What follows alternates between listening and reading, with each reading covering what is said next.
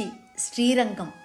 ஸ்ரீரங்கம் வைகுண்ட ஏகாதசி பகல் 8ஆம் நாள் உற்சவம்.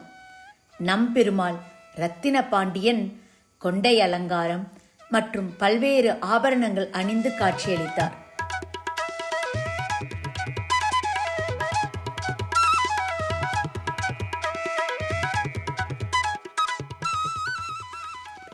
ஸ்ரீரங்கம் ரங்கநாதர் கோவிலில் ஆண்டுதோறும் நடைபெறும் வைகுண்ட ஏகாதசி விழா விமர்சையாக நடைபெற்று வருகிறது.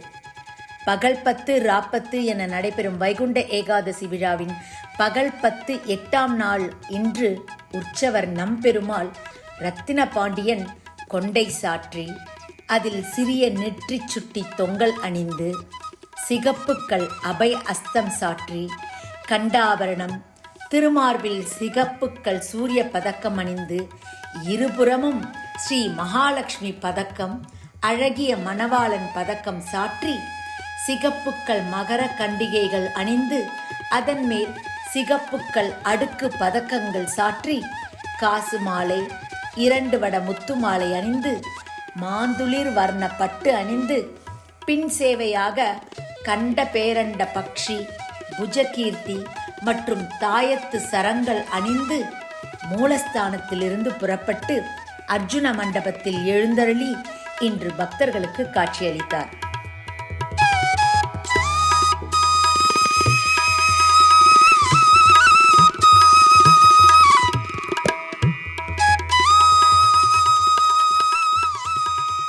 இன்று பகல் முழுவதும் அர்ஜுன மண்டபத்தில் இருக்கும் நம்பெருமாளை ஏராளமான பக்தர்கள் வழிபட்டு செல்கின்றனர். நம்பெருமாள் இரவு மீண்டும் மூலஸ்தானம் சென்று அடைவார். விழாவின் முக்கிய நிகழ்வான சொர்க்கவாசல் திறப்பு வரும் 30ஆம் தேதி விமர்சையாக நடைபெற உள்ளது. அதற்கான ஏற்பாடுகளை இந்து சமய அறநிலையத்துறையினர் செய்து வருகின்றனர். மேலும் ஸ்ரீரங்கம் ரங்கநாதர் கோவில் வளாகம் சுற்றிலும் தற்காலிக சிசிடிவி கேமராக்கள் அமைக்கப்பட்டு எந்தவிதமான ஒரு அசம்பாவித சம்பவமும் ஏற்படாமல் இருப்பதற்காக காவல்துறையினர் பாதுகாப்பு பணியில் ஈடுபட்டு வருகின்றனர். குறிப்பாக சொர்க்கவாசல் திறப்பு அன்று லட்சக்கணக்கில் பக்தர்கள் வருவார்கள் என எதிர்பார்க்கப்படுகிறது.